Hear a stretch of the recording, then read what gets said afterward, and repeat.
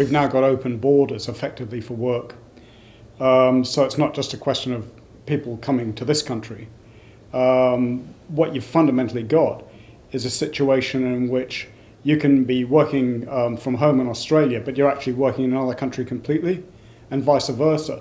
So the question of bringing in people to drive down wages is a question. You know, it's not to be ignored. However, at the same time, you've got to look to see what is being exported by work, and it can be teleported work, as it were, as well as just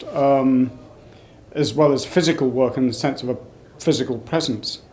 The driving down of wages in Western economies is being done anyway, and it's being done because you can get much as equally qualified labour now in Asia at a tenth of the price, and that's going to pose fundamental problems down the line in any case. So there's a much larger question at stake here than just one about, you know, a few migrant workers coming in to drive down wages.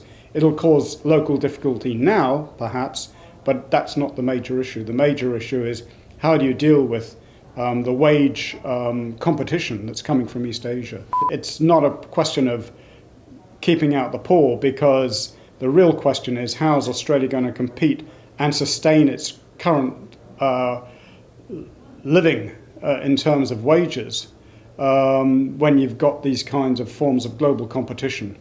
And that's the fundamental question that this country should be focusing on for the medium term. And I think that's the real, goes to the guts of the issue. It's a question of what the demand for those workers is, and the demand for workers in Australia in general.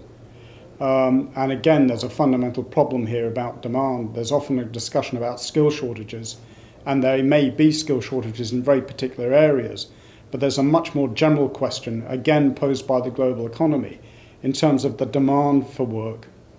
And as we head down into the future, and down is a word I'd use advisedly because it depends on your extractive industries and how long they can sustain the export success that you've had.